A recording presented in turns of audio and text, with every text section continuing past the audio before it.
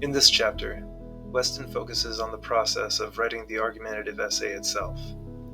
He provides practical advice on how to effectively structure and present the essay to maximize its clarity and persuasiveness. He reminds us that all of the rules covered so far apply equally to argumentative essays as they do to short arguments. So, be sure to follow all of the rules covered. He advises we specifically revisit the rules in Chapter 1. Make sure your arguments are clear, concise, and presented in natural order.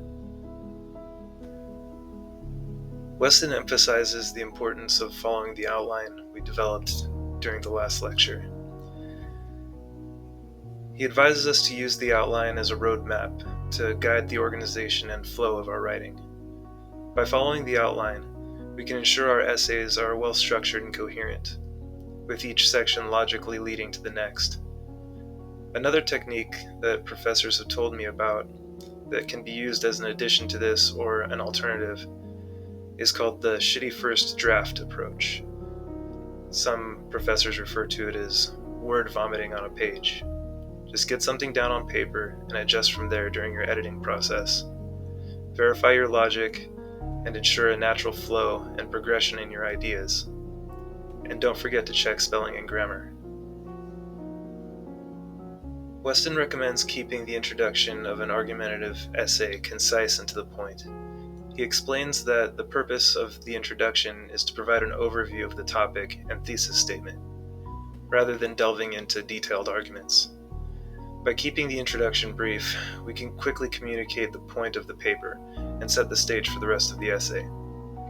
A common mistake that Weston points out is worth quoting here. Some students use the entire first page of a 4-page argumentative essay simply to introduce the paper, often in general and irrelevant ways. Weston gives the following examples to illustrate what he's saying. Don't say anything like this. Philosophers for centuries have debated about the existence of God. This is what Weston calls padding. It's no news to anybody, so just get right to the point. Instead, write this. In this essay, I will argue for the existence of God. Weston advises presenting each argument in the essay separately and clearly, rather than attempting to address multiple points simultaneously. He explains that focusing on one argument at a time allows for greater clarity and coherence in the presentation of the ideas. By giving arguments one at a time, we can ensure that each point is fully developed and effectively communicated to the reader. If we have our arguments set out logically before writing the paper, we can dedicate paragraphs arguing for the individual premises of the initial syllogisms we constructed in the outline phase. Weston emphasizes the importance of clarity in writing argumentative essays.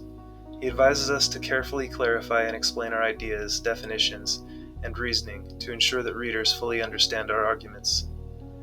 By providing clear explanations and avoiding ambiguity, we can enhance the persuasiveness and credibility of our papers.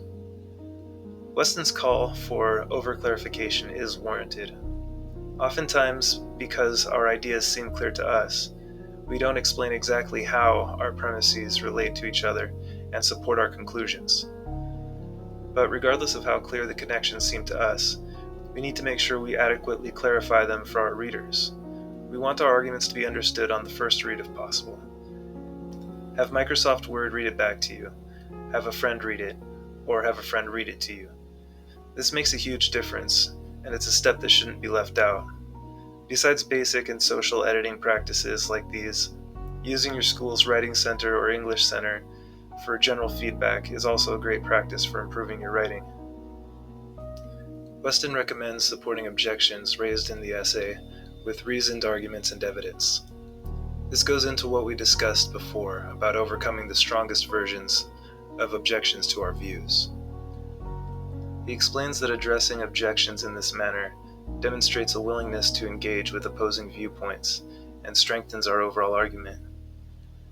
By supporting objections with arguments and evidence, we can effectively refute them, improving the credibility of our positions.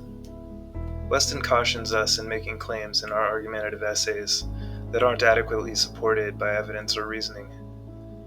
Be humble and show some intellectual modesty. He advises us to avoid overstating our conclusions and making unsubstantiated assertions. By ensuring that claims are firmly grounded in the evidence presented, we can maintain the integrity of our arguments. Never approach a philosophical argument with attitude. Approach it with humility and respect. Arrogance is rude and adds nothing to your argument.